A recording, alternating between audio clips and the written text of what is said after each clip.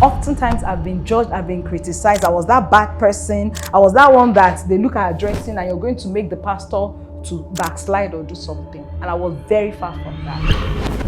Pastor Mrs. Chioma Akin Adekeye is a seasoned Christian counselor, psychotherapist, and children and adolescent specialist with close to 2 decades of experience working with children, teenagers, families, schools, and faith communities. It's one thing to have a junior church, a teens church. You have a curriculum that includes everything necessary they need to know. Then to get the curriculum interpreted, you must have the right person.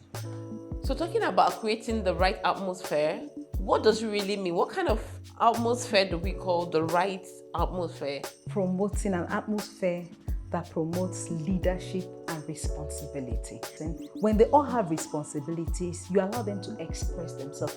Allow them to make the mistakes so they can be corrected in love. Not that you want everything to be perfect, so you make them pretend. They show you, they give you what you want to see. But that is not who they are. What is the subtle witchcraft of modern day? What does it look like? Witchcraft is a thing of the mind. It's your mind that is afflicted. And how do things get into our mind? What we see, what we hear, and sometimes what gets into our mouth. So anything that gets into our senses will influence our minds. So social media is one of the chiefest. Before I come back to this conversation, I want you to highlight on this cultural humility. Everybody you meet, they've all come from different places. They have come from different families, different tribes, different religions, so to say, and you have your own beliefs. So you respect whatever they are bringing to you. Whether it looks good or it looks bad, have respect. Accept respect before you can begin to correct. You have worked with children for over 17 years now. What have you noticed recently about the spiritual curiosity of young people in recent time? So naturally, children are curious, teenagers are curious because of the age group they fit into. And of course, curiosity is what drives their learning. However, in recent times, you notice that technology has gone pretty crazy. The world has become smaller through technology and globalization. So children get to see a lot of things that make them more curious. They want more answers. Then, of course, with parents not being available to answer, so that even worsens it. So they see many things they want to know and nobody to give the answer. So the curiosity even heightens and increases. So we hear witchcraft.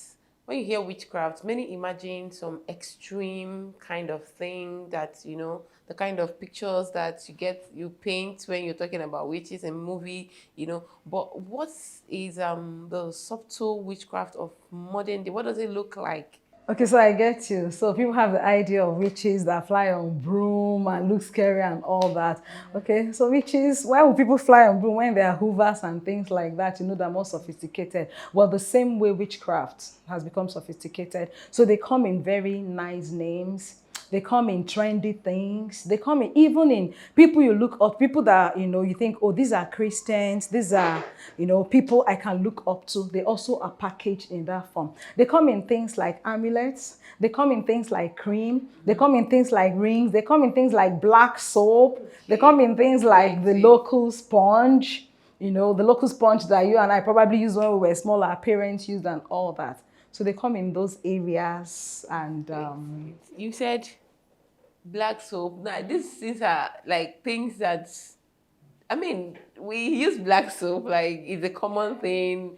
I didn't know that, but how does it work? How can anybody use anything like that? Okay, so a whole lot of teenagers those days probably get into stages when they want to get into like the Yahoo practices, So that's where the witchcraft comes in. They believe that if you get into some of this, you make a lot of money. So the washing of your head with the black soap, you perform some rituals, yes, and get into all that. Use that sponge, wash your head very well. So your head is reset, maybe kind of, I don't know. Maybe it has to do with spiritual resetting of the brain, they believe, and all that. So when those rituals are performed and you use that, so you can get into the field, do something, and it will work for you, and boom, you're a millionaire. So that's the belief. So they come in those areas, and you see a whole lot of girls with waist beads, waist rings, and people wear rings it's not everybody that wears rings in the unusual fingers that is a problem. But some people wear rings in unusual fingers. They signify a lot to them. So witchcraft comes in those forms. Of course, like the cards too. You know, the card, normal card will play. So they also use that to read. And of course, some people also read like palm, like water. You look into water and do things like casting spell on people, using paper, writing on paper. So they come in different materials actually, and your everyday materials that you never suspect that there is something to this. So what could be drawing them? What is it that is drawing teenagers and young people to this witchcraft, manifesting, and all that? Because it seems like there is a growing interest, you know. And why some people might not know that what they are getting into certain things, others seem to be very aware that this is going to give them some kind of, you know, experience or, you know, something. But what is the drive? Even Christian children that have been in church, they've been listening to the word of God, you find that they are still part of this community and all. Okay, so one of the greatest drive making teenagers or young people to get into this curiosity or get into witchcraft is the quest to get to find out who they are. Identity is a matter of identity. Who am I and why am I here? That is just it. Who am I? Why am I here? And more often than not, so it is consciously, these questions are not consciously answered in church. We just get to do a lot with the children, teach them Bible and all that, but they still may never know who they are. So in a bid to find out that identity, some of them have developed low self-esteem. When people develop low self-esteem, they want to do anything to be accepted, and witchcraft becomes very appetizing to them. And a typical example in the Bible would be King Saul. King Saul was taken from a background where he never ever thought he could be king. And somehow he became king. And when he became king, what made him for low self-esteem? He wanted to appeal to everybody. Yes, he wanted to please everybody. Low self-esteem would drive you to want to be accepted. You want to do things to please people. So when anybody says, oh, this is the way to go, you follow and you don't know the reason. And that's because they haven't discovered who they are. When you have a sound knowledge of who you are and why you are here, people can't push you around. That's what I think, yeah. That's quite insightful. For the children that are Christian, we know that in certain churches, you know, you find that they have this church for the teenagers, for children that literally bring them up from childhood to that place. Why is it? Is it that there is something they are missing, or how come there is this identity thing has not been identified or taken care of? Because you find that most children, especially when they begin to get into university, when they kind of find some freedom, it seems like it's a real freedom. They want to like get away with everything happening in church. Why is that? Okay, so the challenge you have in the church is, it's one thing to have a junior church, a teens church. You have a curriculum that includes everything necessary they need to know. Then to get the curriculum interpreted, you must have the right person. So often, more often than not, a whole lot of teachers in the teens church or children's church are volunteers. People ordinarily don't want to go to children's church. It's stressful. When I'm there, nobody notices my beautiful clothes and I'm all messed up. So in the adult church, I would prefer to be usher. I prefer to be in the choir where every eye is on me. But in children's church, they are hidden somewhere. Nobody sees you. So most people have come to church for connections, business deals. In teens church, you don't get all those things because they believe they are not seen. So they're just available, not that they're passionate about teaching. So they're just there to fill up the space.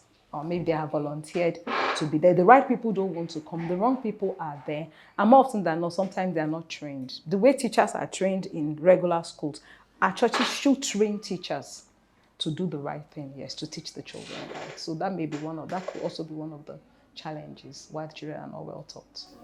Okay. Now, aside training teachers, because if this is a case that has to do with identity, and for these children, for most of their, early child they have been in church, they attend the service, they know all the routine, and at this point they are still missing on identity, such that they even have to go for witchcraft and all that. I think is a big problem. Yeah.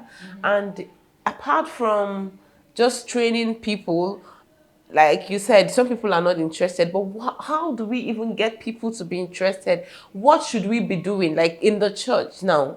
Because I tell you, most children from the church, I can recall very well when we were younger, even then, like when we just left for boarding school, before even we got into the university. I recall this particular child in my school.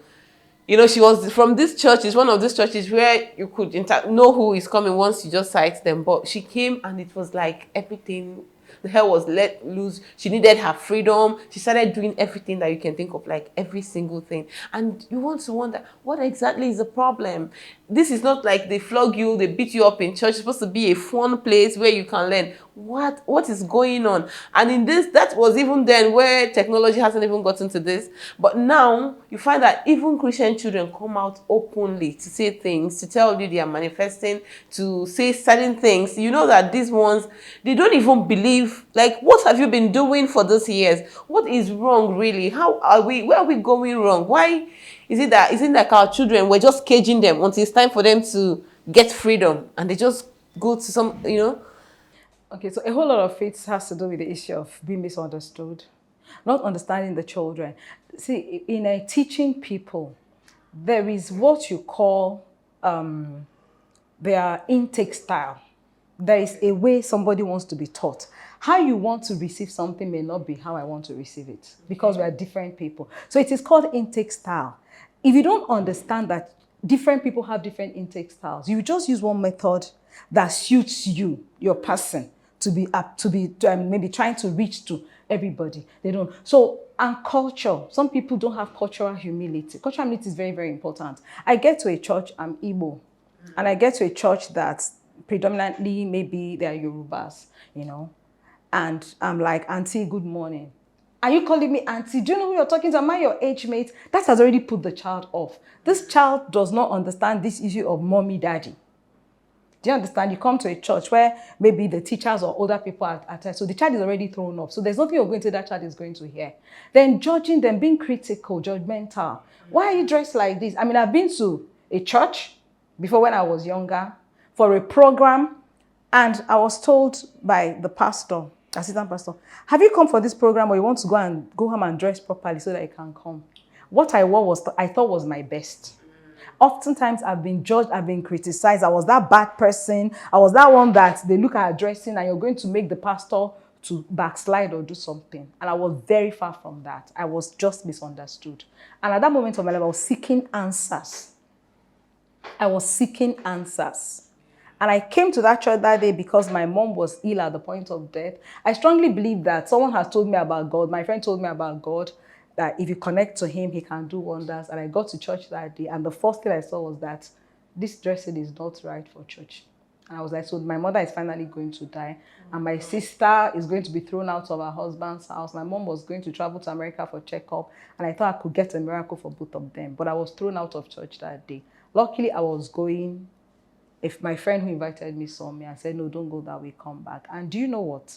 I got back into that church.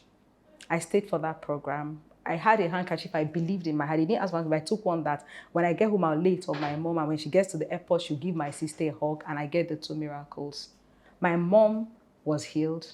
My sister has 3 children. She was barren. She had 3 children. What if that man, I left that church? So this is what happens to our teenagers. When they are judged, when they are not given a chance, sometimes it's not by how, you don't even know the home they are coming from. Do you understand? So sometimes we are very critical of them. And there are people out there that want to give them answers. So if you don't get the answers in church, you don't get the correct vibe, the positive vibe in church, they'll get it from outside.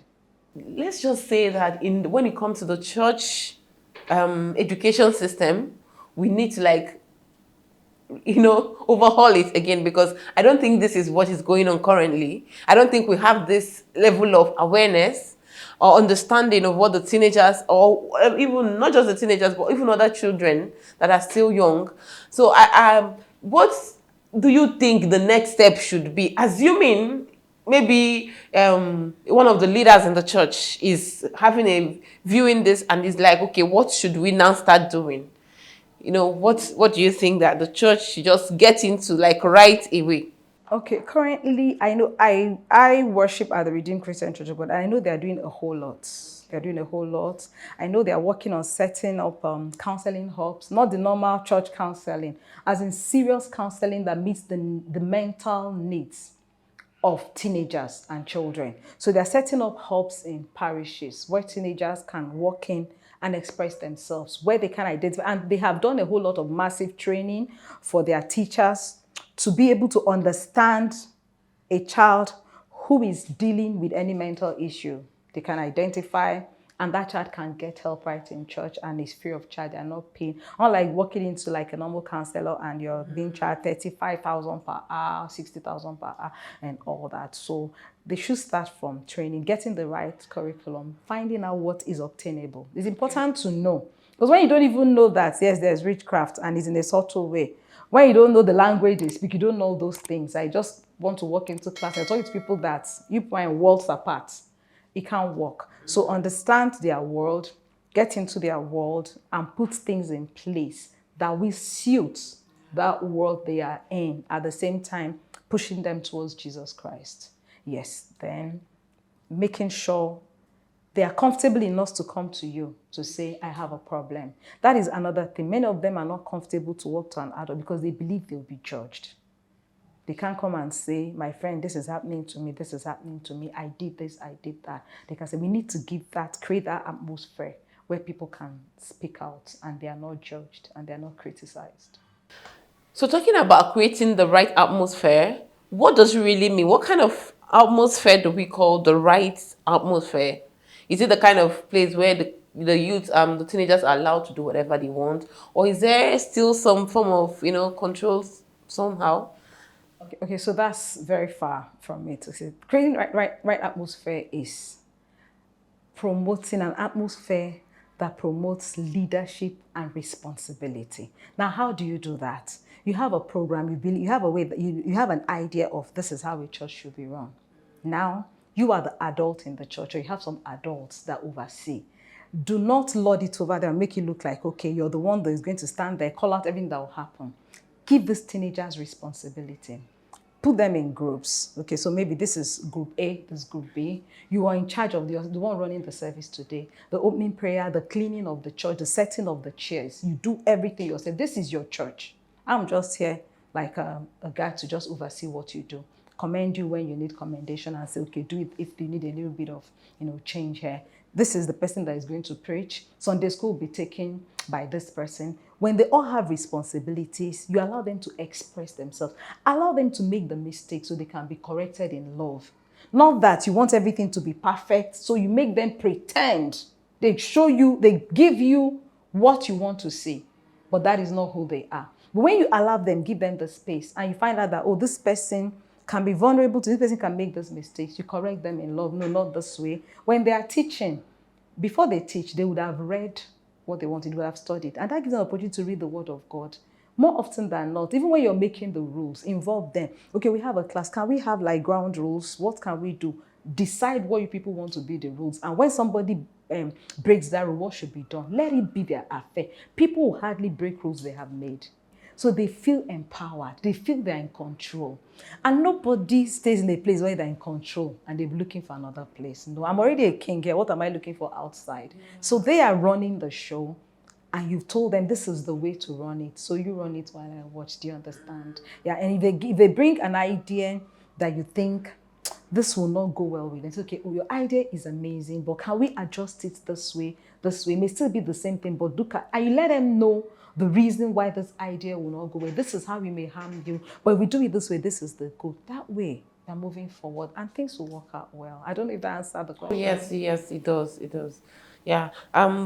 For teenagers or young people who might already be dabbling into some of this trend, what is a sign that a parent or a teacher should be looking out for?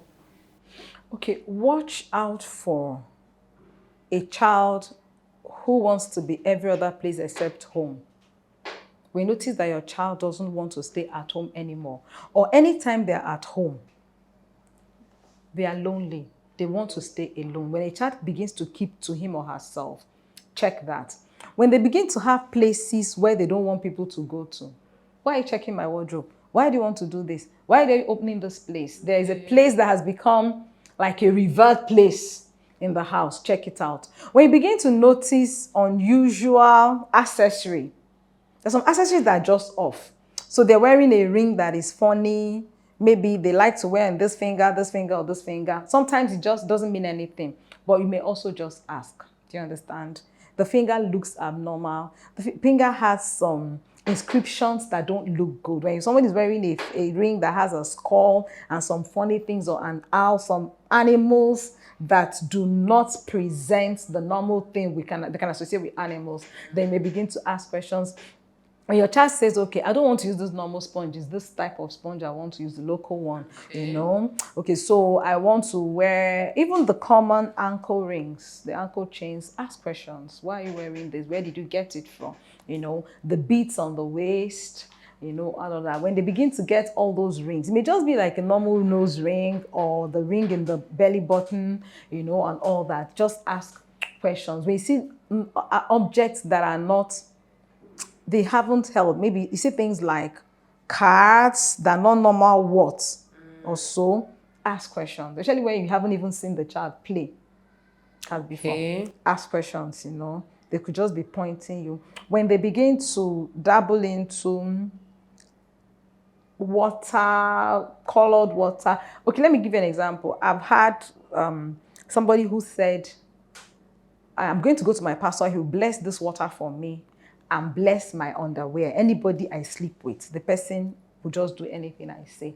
Do you understand? So you begin to see your child with water, and you know in your church, people don't do those kind of things. They begin to keep some things that are very important to them. So I think it's time you ask questions. And of course, also find out who they keep companies with. It's important to know who their friends are. Once you see their friends, it will give you the parental instinct that God gives will make you know that there's a red flag or there's fire on the mountain. So you begin to ask more questions, you know, so that you can get to the bottom of what it is. Yes, thank you, ma'am. What role do parental absence, or overexposure to social media, play in this trend? I think parental availability, it's one big thing. If the parents are not available, it's not even only introduce the child to this topic we're discussing, but every other thing. Family dynamics is very, very important. Availability of parents. I mean, that's why they are there. That's why That's why God made them. It's very important. Witchcraft is a thing of the mind. It's your mind that is afflicted. And how do things get into our mind? What we see, what we hear, and sometimes what gets into our mouth. So anything that gets into our senses will influence our minds. So social media is one of the chiefest. The things they see, they want to be. The things they hear, they want to be. And when it begins to affect them negatively, what they see and hear affects the way they feel. When they begin to feel off, then they begin to act how they feel. So that's just what this is all about. So social media is very, very important that parents look into that area, censor what the children see. Yes. Yeah, but at what age, or what is the recommendation? You know, seeing that at certain age, certain parents maybe allow their children to be on social media. What measures should be put in place after you have given them that freedom, in quotes? Okay, so I think it actually has to start from childhood, when they are toddlers, when they are babies. I see a whole lot of parents now pacify their children with phones, even inside church. So you're crying, okay, come and watch the cartoon. So why did the child come to church? Is Jesus Christ for only adults? Why can't that child be trained to hear? So if you watch very well, children who have a high level of screen time, they have a problem with listening. Send that child to the room and say, go to my room, turn to the left and bring. They'll go there, they will not remember the second thing. They will not remember the third thing. Excessive screen time. And scientifically now, they say screen time should be limited to 1 hour for children who have passed toddler age. Just 1 hour in 24 hours. But some people, when they're picking them from school, it's screen that keeps them from crying. When they're bringing them to school, it's screen. Some of them are coming to school, they're on screen. Inside church, they're on screen. And when the teacher is talking, they're not listening. They just want to be everywhere except where they're supposed to be. So they have and they grow into adults, they get into teenagers who will still not listen except to the wrong things. They keep hearing the wrong things, they're interested in the wrong things. And they go up to fathers who also can't listen. When they're coming back from, instead of going home, the branch bear parlor. Restless spirits enters them. They won't come home. They're looking for friends to hanging out, going everywhere. They want to be jumping everywhere except coming to their homes. Restlessness, that's what happens to them. So screen time is very important that it's monitored. And when they get to, by the time you start monitoring them from childhood, and you begin to let them know what they can see, what they can't see, how things influence them. If you watch this is how it gets to your mind. This is how, with practical examples, you teach them to make right choices. And of course, back it up, right? Because making choices is very important, especially when you're not there. They can say, my mommy said we should not watch this. And they can leave the neighbor's house. My mother said I shouldn't watch this. My mother said we don't see this, and they walk away. So, and like the Bible says, if you train them up, when they get older, they will not depart. So when they get to teenage, they'll follow suit. When the bad things come up, they've already been taught on how to manage it. And of course, you can also put measures in their laptops or whatever gadgets they have that can censor to make sure, some sites do not appear. Although that is becoming more difficult now, but you can still take that measure. Now, how about our parents that have been absent and maybe after watching this video or have maybe some other information they have come across, they now want to come around, but maybe their absence have done certain harm?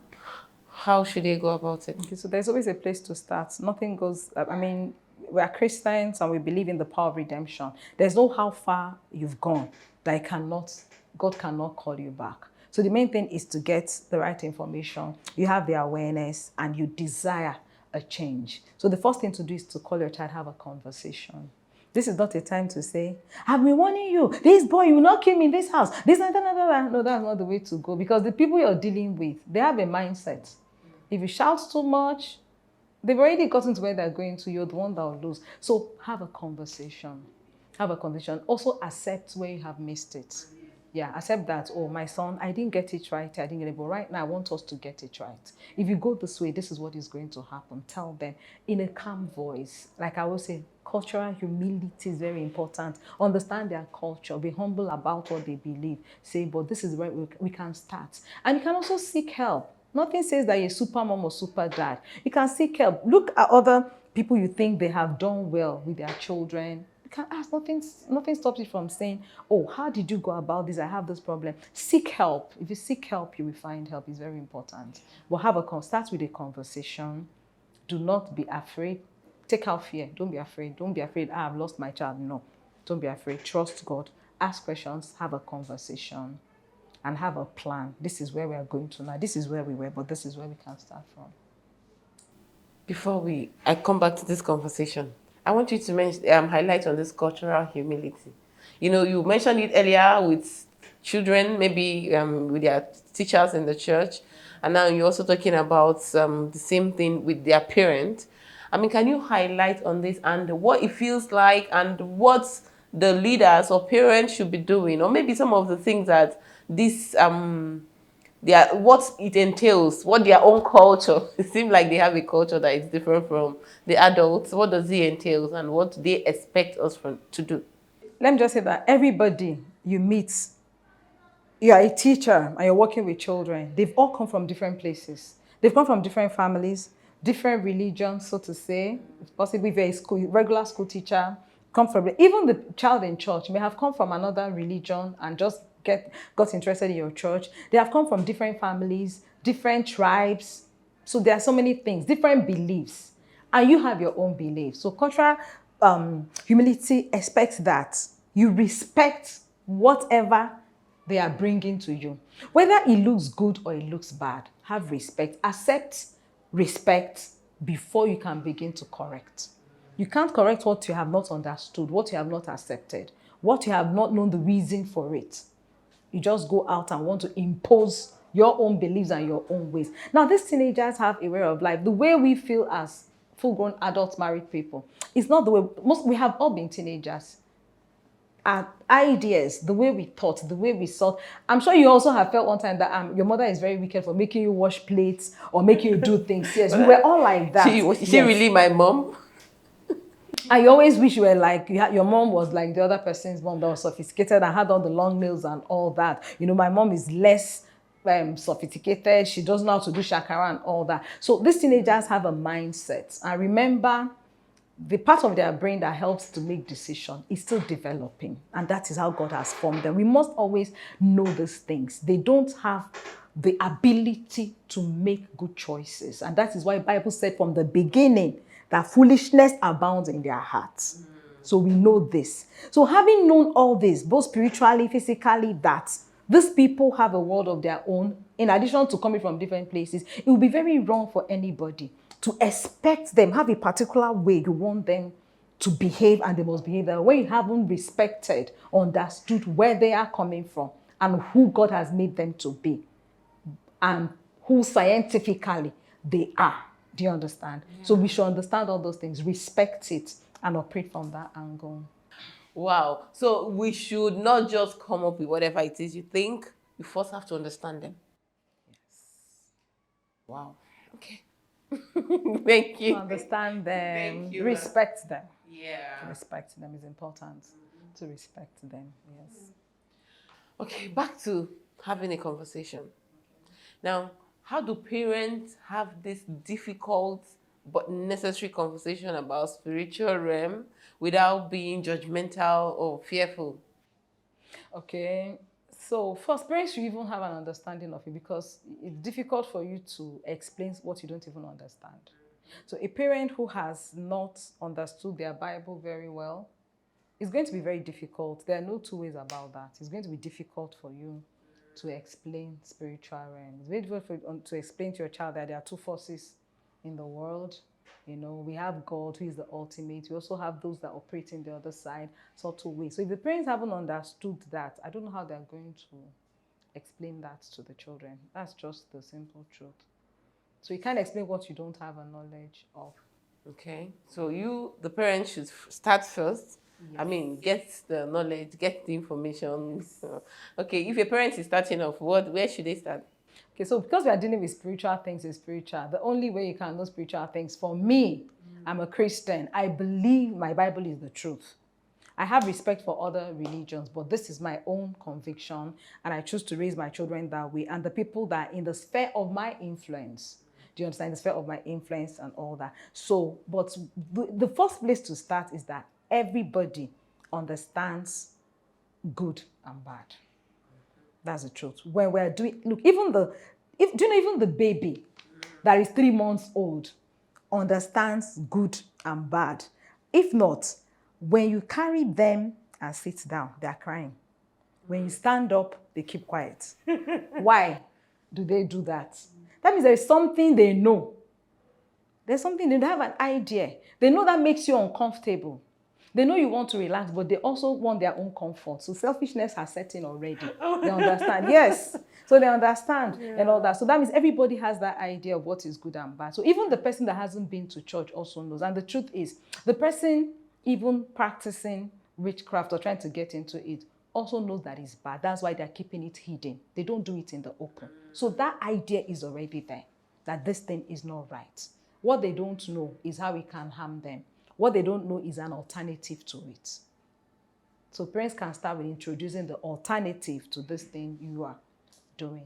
Which is Jesus Christ. Yes. Thank you so much. That's quite insightful.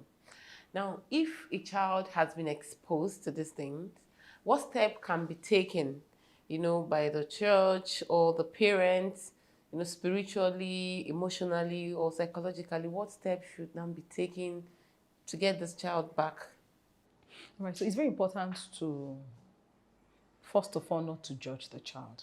That's one. It's very important not to instill fear. Anything fear is not God. Anything fear is not our Jesus. To say, you've done this, you want to kill yourself, this and that, that's how that person did, and had accident and died. That's how that person did. He could not give birth. No, that's not the way to go. It's very important to find out the reason why they chose that path.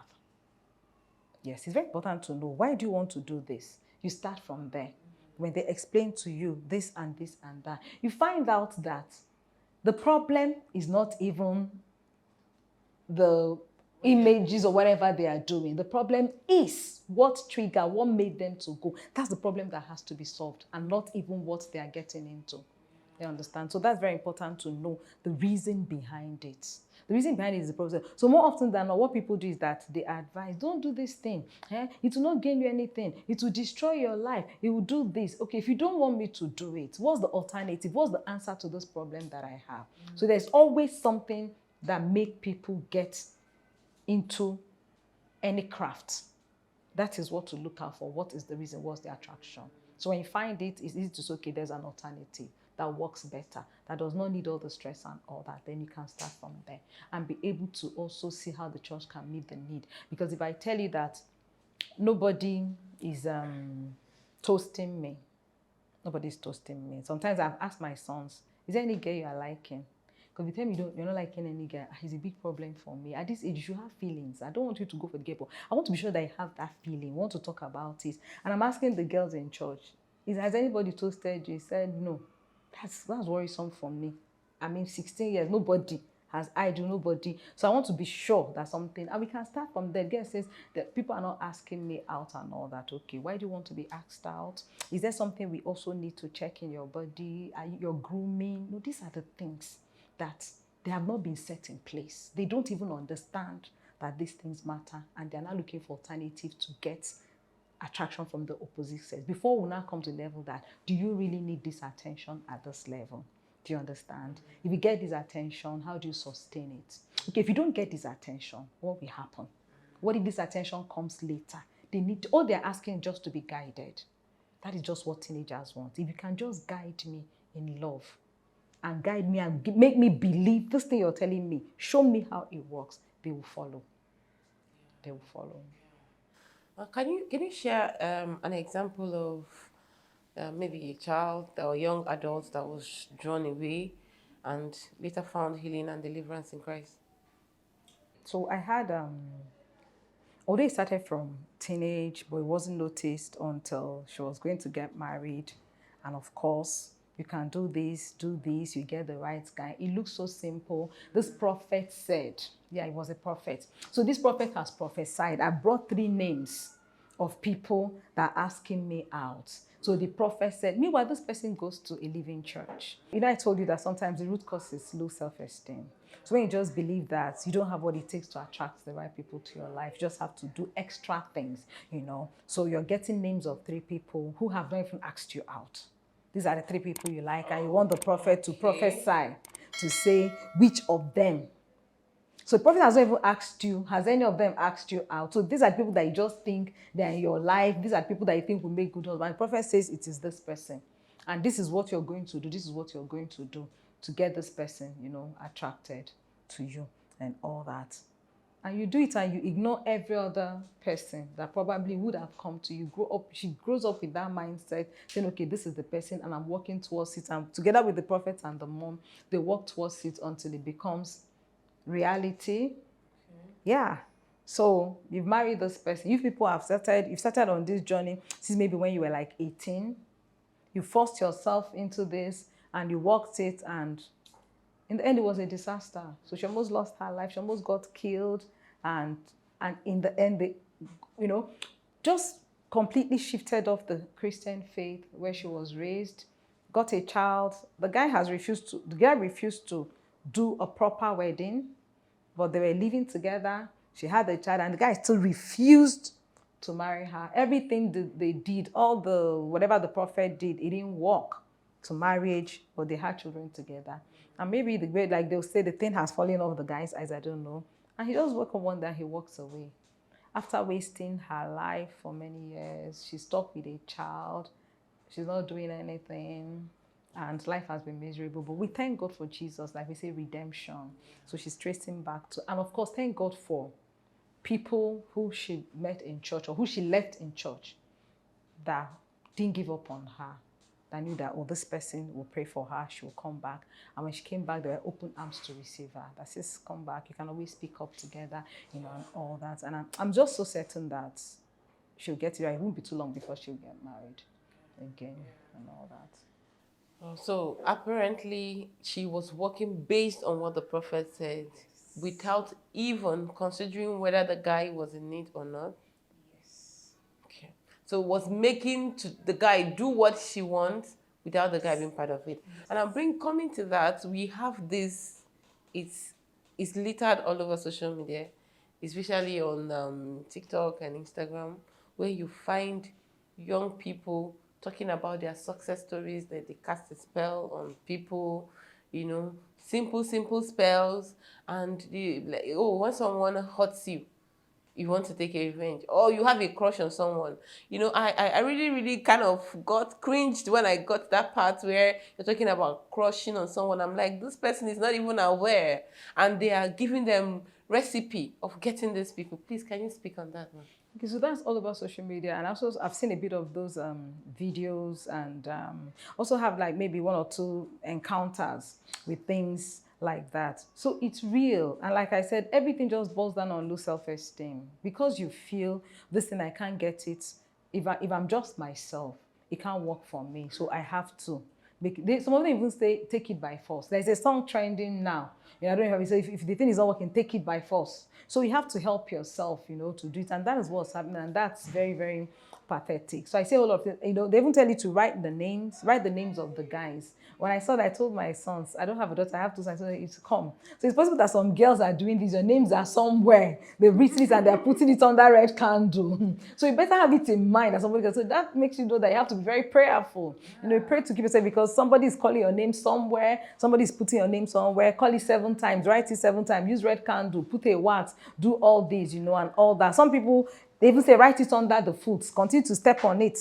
You walk on it for the whole day, bare feet. And what it means that whatever you want that person to do, he's going to do it. So you've already put him under your feet, and all that. And that's sophisticated. It's no longer like the bottle when you put them inside bottle. So right now they're just under your feet by just using Bible to write their names, and all that.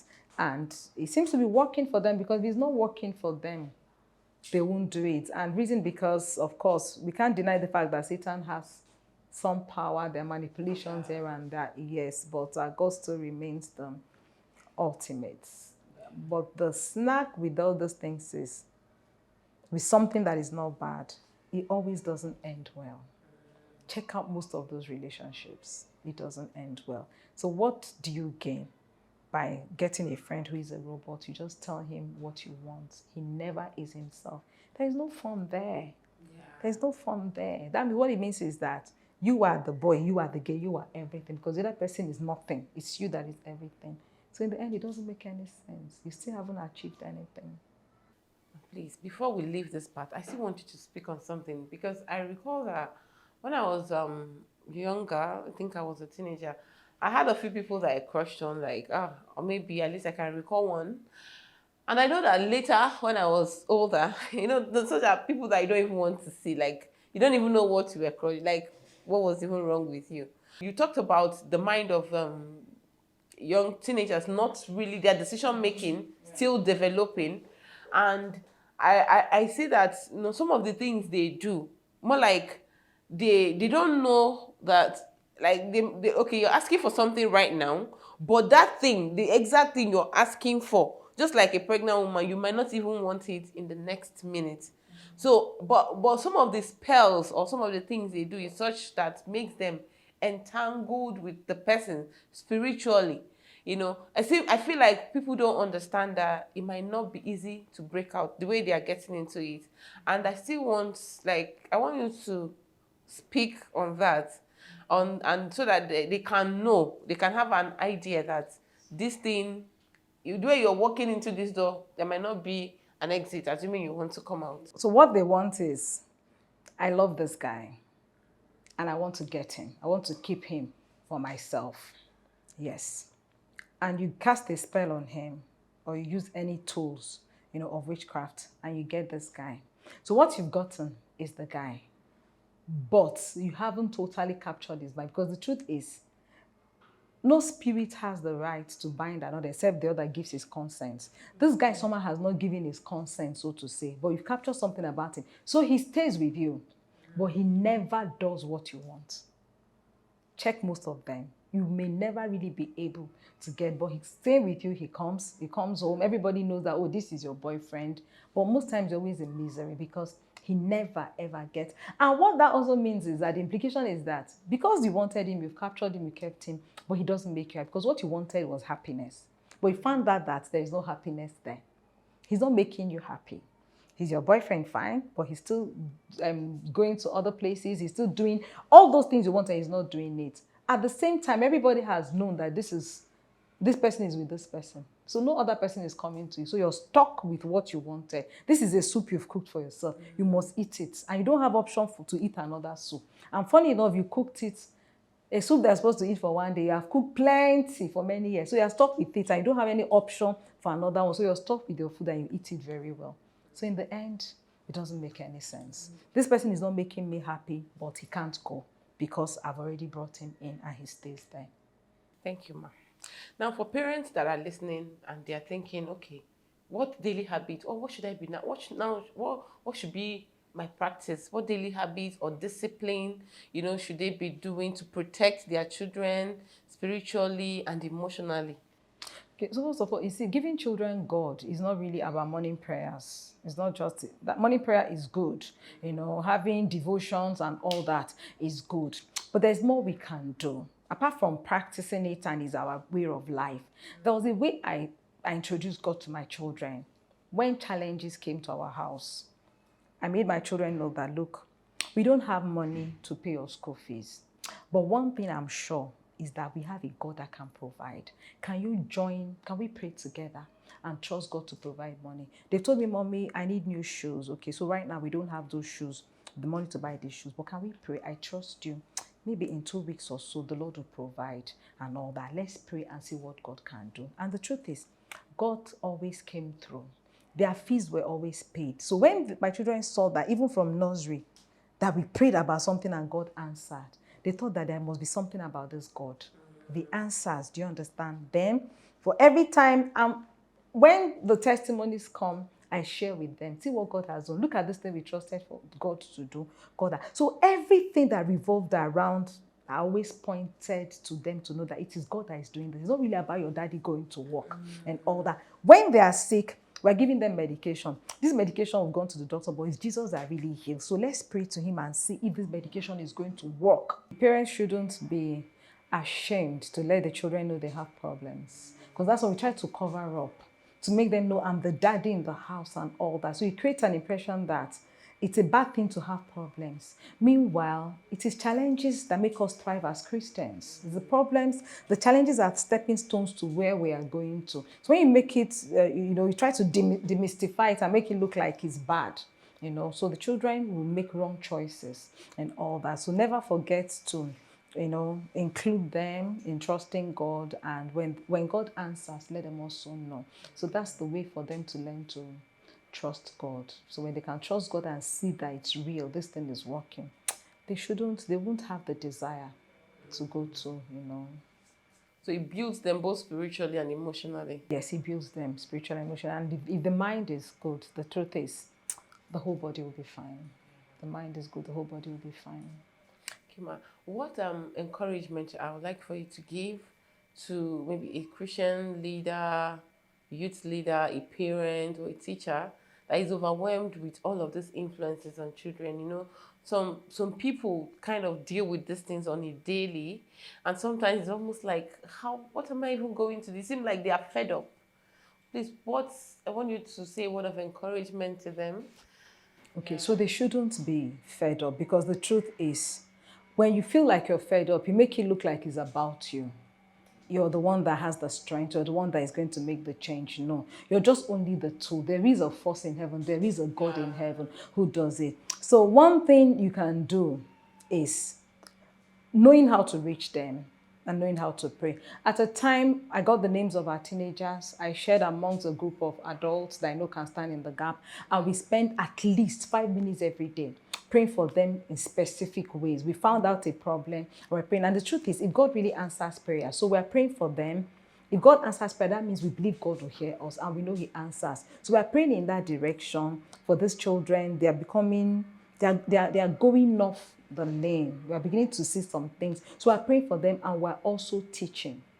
We are teaching that God, this thing we are saying, we want them to hear. We want them to have a mind that listen. Because God has the ability to influence the mind and make you listen and all that. So we are teaching the right thing, and we want them to listen and all that. So that way it makes a lot of influence. Another thing we can do is that they also pick up habits, like we say, creating atmosphere.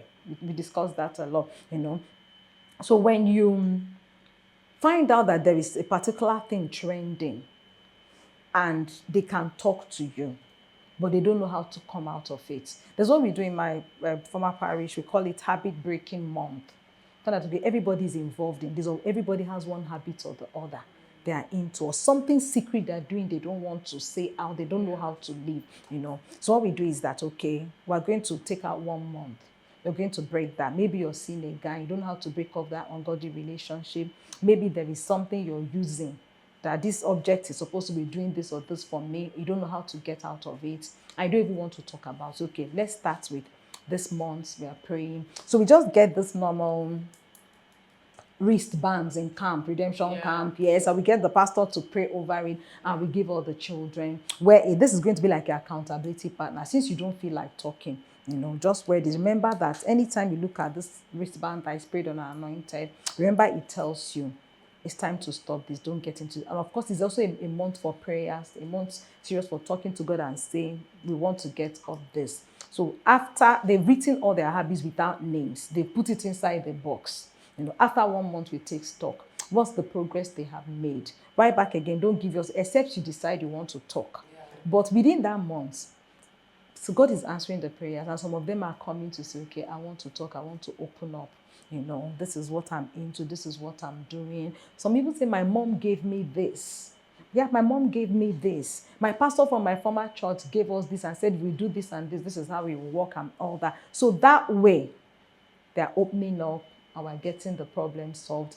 And because we also have a mindset that this thing can't just, something that has happened maybe took 5 years. You just think all of a sudden it will go like that. No, we have to be patient, and we're working at it.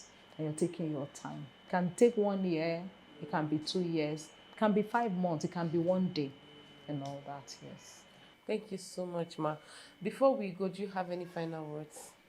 So final words, I'll say that for anybody who has teenagers or children in the sphere of their influence, the first step to take is love.